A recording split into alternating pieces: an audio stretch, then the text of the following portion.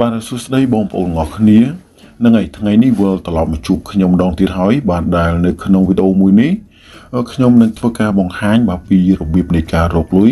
បាទជាមួយនឹង wallet របស់ប្រទេសកូរ៉េមួយអញ្ចឹងសម្រាប់ wallet មួយនេះនៅពេលដែលយើងធ្វើការរកលុយវាអត់មានអីត្រូវពិបាកទេបាទគ្រាន់តែយើងធ្វើការចូលមក claim រៀងរាល់24ម៉ោងម្ដងហើយមួយទៀតយើងគ្រាន់តែធ្វើការ invite friend បាទគឺយើងនឹងទទួលបាននៅប្រភេទលុយនេះហើយដូចខ្ញុំនិយាយចឹងបាទដោយសារតែប្រភេទ wallet នេះគឺគេគិតជាប្រភេទលុយវ៉ន់ហើយសម្រាប់លុយនេះគឺខ្ញុំមិនស្គាល់ទេបាទគឺគេដាក់ថា PLI នេះគឺខ្ញុំមិនដឹងថាវាជាអ្វីទេប៉ុន្តែគ្រាន់តែខ្ញុំដឹងថាយើងអាចរកលុយបានហើយយើងធ្វើការដកលុយបានយ៉ាងពិតប្រាកដតែម្ដងអញ្ចឹងសម្រាប់ប្រភេទលុយនេះគឺយើងអាចធ្វើការដកលុយចូលទៅកាន់ wallet មួយទៀតសិនបន្ទាប់មកគឺយើងអាចធ្វើការដកចូលទៅកាន់ Paycam របស់យើងបច្ចុប្បន្ននេះសម្រាប់ wallet មួយនេះគេបានធ្វើការរកលុយបានហើយគេក៏ធ្វើការដកលុយបានយ៉ាងពិតប្រាកដដែរតោះឥឡូវខ្ញុំនឹងធ្វើការបង្ហាញនៅចំនួនទឹកលុយដែលគេបានធ្វើការដកណាបាទគឺគេបានបង្ហាញមកកាន់ខ្ញុំបាទតោះឥឡូវខ្ញុំនឹងធ្វើការបង្ហាញទៅសិនបាទឥឡូវនេះបងប្អូនអរគ្នាបាទនេះគឺជាចំនួនលុយដែលគេបានធ្វើការដកណាបាទគឺចំនួន$782អញ្ចឹងវាគឺជាចំនួនលុយមួយដែលច្រើនហើយបាទសម្រាប់អ្នករកលុយតាមអនឡាញអញ្ចឹងបើសិនជាបងប្អូនអរគ្នាចង់ដឹងថាតើការរកលុយជាមួយនឹង wallet មួយនេះឬក៏របៀបនៃការចុះឈ្មោះដោយរបៀបណាបងប្អូនអរគ្នាក៏អាចធ្វើការតាមដានវីដេអូមួយនេះជាមួយនឹងខ្ញុំទាំងអស់គ្នាតែម្ដងខ្ញុំសូមបញ្ជាក់ដែរបាទសម្រាប់ការរកលុយតាមអនឡាញបច្ចុប្បន្ននេះគឺវាមានការរីកដុះដាលច្រើនណាស់មិនថានៅក្នុងប្រទេសខ្មែរយើងឬក៏នៅប្រទេសដទៃទៀតទេបាទសម្រាប់ការប្រើប្រាស់ទៅលើ wallet មួយហ្នឹងគឺយើងត្រូវធ្វើការដកលុយចូលមកកាន់នៅ wallet មួយនេះសិនបាទដែលមានឈ្មោះថា Bitforex អញ្ចឹងនៅក្នុងវីដេអូនេះខ្ញុំនឹងធ្វើការបង្ហាញទៅកាន់បងប្អូនទាំងអស់គ្នាពីរបៀបនៃការចុះឈ្មោះជាមួយនឹង wallet មួយនេះសិនបន្ទាប់មកនៅក្នុងវីដេអូក្រោយខ្ញុំនឹងធ្វើការបង្ហាញបាទពីរបៀបនៃការបង្កើតនៅកាបូបលុយបាទ Bitforex ម្ដងទៀតបាទអញ្ចឹងបងប្អូនអរគ្នាបើសិនជាបងប្អូនចង់ដឹងពីរបៀបនៃការចុះឈ្មោះយ៉ាងណាតោះឥឡូវតាមដានជាមួយខ្ញុំបន្ថែមទៀតបាទឥឡូវបើសិនជាបងប្អូនអរគ្នាចង់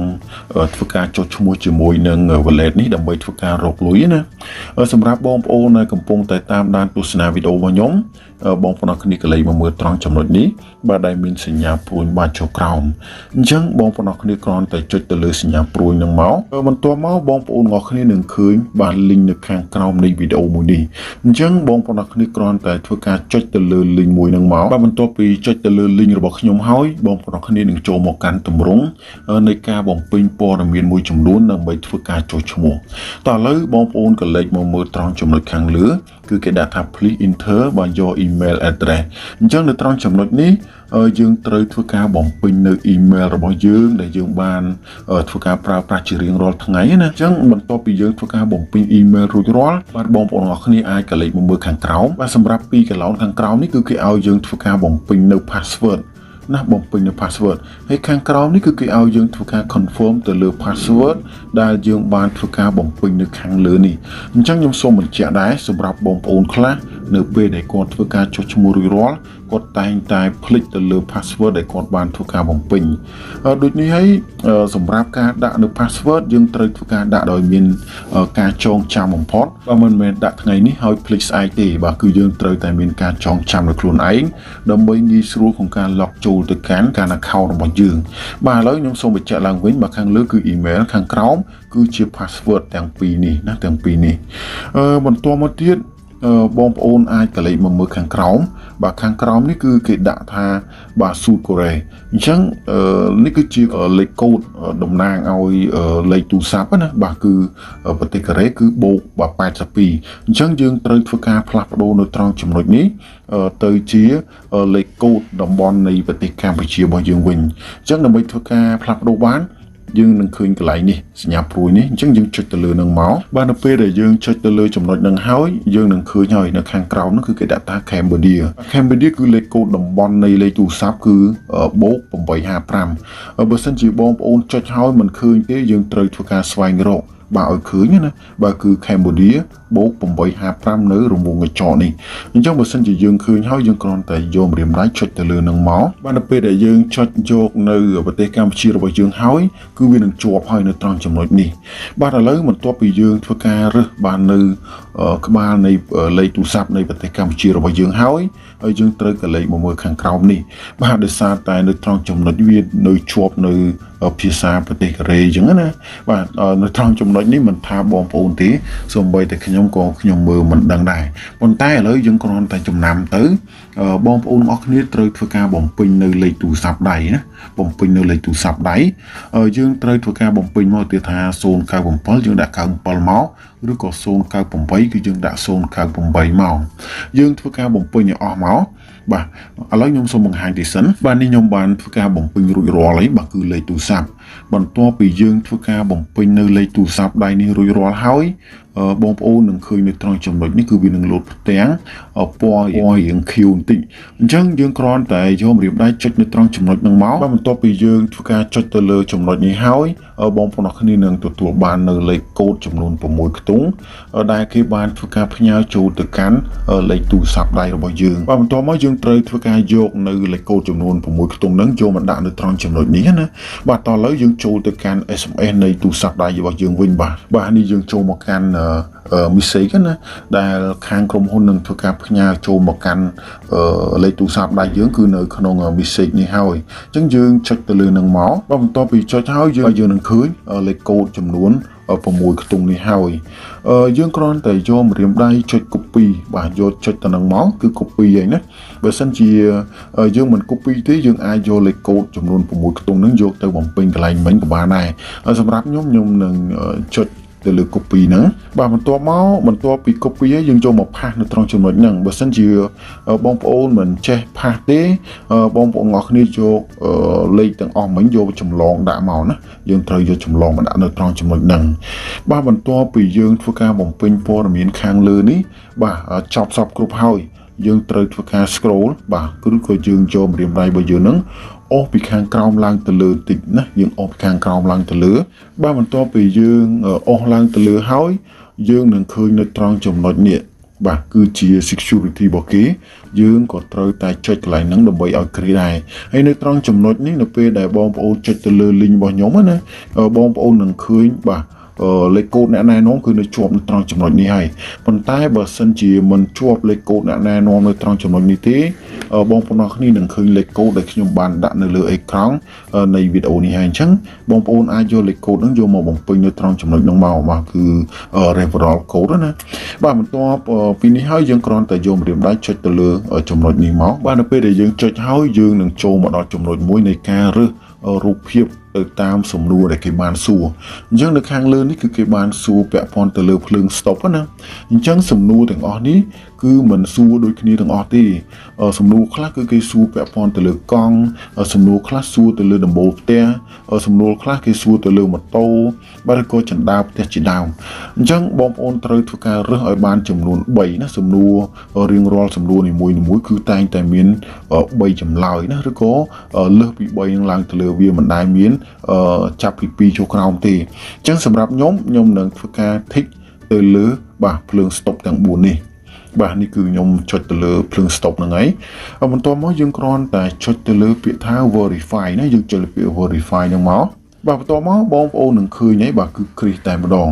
បាទឥឡូវបន្ទាប់ពីគ្រីសហើយបងប្អូនគ្នាត្រូវកលេចមើលខាងក្រោមបាទគឺនៅត្រង់ចំណុចនេះគឺគេដាក់ថា sign up អញ្ចឹងយើងចុចទៅលើពាក្យ sign up ហ្នឹងមកបាទបន្ទាប់ពីចុចទៅលើពាក្យថា sign up ហើយយើងនឹងឃើញប៊ូតុង save អញ្ចឹងយើង save ទៅណាយើង save password ហ្នឹងទៅវាងាយស្រួលនៅពេលដែលយើងចូលទៅកាន់ account របស់យើងចុច save ក៏បានយើងចុចខ្វែងក៏បានដែរបាទប៉ុន្តែនៅត្រង់ចំណុចនេះយើងនឹងឃើញពាក្យថា verify code មួយទៀតសម្រាប់ verify code នេះគឺយើងត្រូវចូលទៅកាន់ email របស់យើងណាយើងចូលទៅកាន់ email របស់យើងដើម្បីយកលេខកូដបាទចំនួន6ខ្ទង់យកមកបំពេញនៅត្រង់ចំណុចនេះតោះឥឡូវយើងចូលទៅកាន់ email របស់យើងមកបាទសម្រាប់ email យើងត្រូវចូលមកកាន់នេះបាទគឺ app បាទ app មួយនេះគឺ app Gmail ណាយើងចុចទៅលើ app ហ្នឹងមកបាទនៅពេលដែលយើងចុចទៅលើ Gmail ហ្នឹងហើយយើងនឹងឃើញសារមួយបានផ្ញើចូលមកកាន់ email របស់យើងអញ្ចឹងយើងយកម្រាមដៃចុចទៅលើនឹងមកបាទនៅពេលដែលយើងចុចទៅលើនឹងហើយយើងនឹងឃើញលេខកូដ បាទមិនមែន6ខ្ទង់ទេបាទគឺ7ខ្ទង់បាទមិនមែន6ខ្ទង់ទេអញ្ចឹងយើងត្រូវយកលេខកូដនេះបាទដូចរបស់ខ្ញុំអានេះរបស់ខ្ញុំឯណាសម្រាប់បងប្អូនអរគ្នាត្រូវមើលលេខកូដដែលគេបានផ្ញើចូលទៅកាន់ប្រអប់សាររបស់បងប្អូនអរគ្នា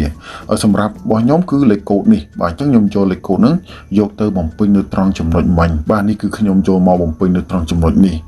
បន្ទាប់ពីយើងធ្វើការបំពេញរួចរាល់អស់ហើយយើងទៅលេខមកមើលត្រង់ចំណុចនេះបាទគឺសការ៉េបាទយើងចុចទៅលើនឹងមកបាទបន្តមកទៀតគឺនឹងគ្រីសហើយបាទគឺវានឹងគ្រីសហើយអ្វីដែលយើងត្រូវធ្វើបន្តយើងនឹងឃើញបាទនៅខាងក្រោមនេះបាទយើងចុចទៅលើនឹងមកបាទនៅពេលដែលយើងចុចទៅលើចំណុចមិញហើយយើងនឹងចូលមកកាន់ទម្រង់នៃការ log ចូលទៅកាន់ account របស់យើងបាទអញ្ចឹងនៅត្រង់ចំណុចនេះគឺយើងត្រូវធ្វើការបំពេញនៅ email ហើយនឹង password បាទដូចខ្ញុំបានធ្វើការបំពេញរួចរាល់ហើយខ្ញុំសង្ឃឹមថាបងប្អូនគ្នាក៏ធ្វើការបំពេញរួចរាល់អស់ដែរ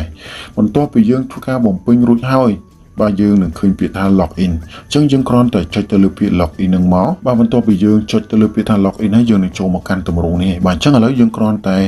ធ្វើការចុចបាទនៅសញ្ញាខ្វែងនេះចោលសិនទៅបាទបន្ទាប់ពីយើងខ្វែងរួចហើយយើងនឹងឃើញទម្រង់បែបនេះតោះឥឡូវយើងត្រូវធ្វើការរកលុយជាមួយនឹងapp មួយនេះឬក៏ website មួយនេះណាយើងគ្រាន់តែធ្វើការ claim ឬក៏យើងណែនាំទៅកាន់សមាជិកអញ្ចឹងយើងរៀងរាល់24ម៉ោងម្ដងគឺយើងត្រូវចូលមក claim អញ្ចឹងការរកលុយនេះវាមិនបានច្រើនណាស់ទេប៉ុន្តែគ្រាន់តែយើងត្រូវតែចេះធ្វើការសន្សំបាទពី app មួយទៅ app មួយឬក៏ពី verb មួយចូលទៅ verb មួយអញ្ចឹងណាបាទដោយសារតែការរកលុយបើសិនជាយើងចង់បានចំណូលខ្ពស់ក្នុងពេលដែលយើងមិនទាន់ដឹងពីរបៀបនៃការរកសោះគឺយើងមិនទទួលបានជោគជ័យទេតោះឥឡូវដើម្បីចូលទៅ claim បានបងប្អូនគ្នានឹងឃើញកន្លែងនេះបាទគឺលេខ7ហ្នឹងគឺគេដាក់ថា lotto ណាយើងចុចទៅលើនឹងមកបាទបន្តមកយើងនឹងចូលមកកាន់ទម្រង់នេះបាទនេះគឺជាលេខដែលយើងនឹងអាចទទួលបាននៅសំណាងបាទតោះឥឡូវយើងគ្រាន់តែចុចលើពាក្យថាបាទ get free lotto ចុចទៅលើនឹងមកបាទបន្តមកយើងនឹងចូលមកកាន់ទម្រង់នេះបាទយើងគ្រាន់តែយកម្រាមដៃរបស់យើងនឹងចុចកន្លែងនេះបាទកន្លែងប្រអប់នេះណាបើយើងចុចលើវាឲ្យគ្រីសមកបាទនៅពេលដែលយើងចុចទៅវាគ្រីសហើយយើងគ្រាន់តែចុចលើពាក្យថា get free នេះមកណាយើងចុចទៅនឹងមកយើងនឹងចូលមកដល់ចំណុចមួយដែលយើងត្រូវធ្វើការចុច confirm អញ្ចឹងយើងគ្រាន់តែចុច confirm មកបាទនៅពេលដែលយើងចុច confirm ហ្នឹងគឺយើងនឹងចុះឈ្មោះទទួលបានជោគជ័យហើយបន្ទុកគឺវានឹងឡើងនៅត្រង់ចំណុចនេះណាវានឹងឡើងមកដល់ចំណុចនេះហើយបាទលុយហ្នឹងបងប្អូនអរគ្នាសម្រាប់បងប្អូនដែលចង់ធ្វើការណែនាំទៅកាន់សមាជិកបន្ថែមណាសម្រាប់ការរកលុយជាមួយនឹង app មួយនេះវាអត់មានអីទៅបាក់ទេ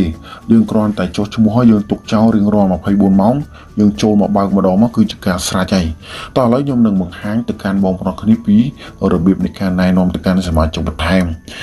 ដើម្បីណែនាំបានយើងគ្រាន់តែចុចកន្លែងរូបកូនសោនេះបើយើងចុចលើនឹងមកបាទនៅពេលដែលយើងចុចនៅលើនឹងហើយយើងនឹងឃើញពាក្យថាបាទ referral code អញ្ចឹងនេះគឺជាលេខកូដរបស់យើងដើម្បីយកទៅណែនាំទៅកាន់សមាជិកផ្សេងអញ្ចឹងសម្រាប់បងប្អូនខ្លះតែងតែនិយាយថាពិបាកក្នុងការណែនាំអញ្ចឹងបើសិនជាយើងពិបាកយើងអត់មានអីត្រូវនេះទេយើងគ្រាន់តែចូលមក claim រៀងរាល់24ម៉ោងម្ដងទៅគឺវារួចរាល់ហើយប៉ុន្តែខ្ញុំគិតថាបងប្អូនគ្នាគួរតែណែនាំសមាជិកបន្ថែមទៅដោយសារតែការណែនាំម្នាក់គឺយើងទទួលបាន$1ណាណែនាំម្នាក់យើងទទួលបាន$1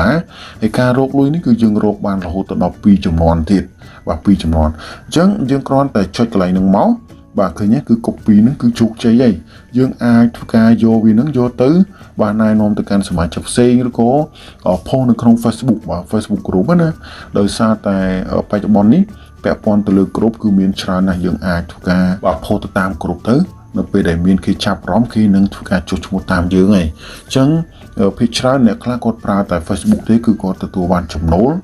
រាប់រយ$ឯណោះ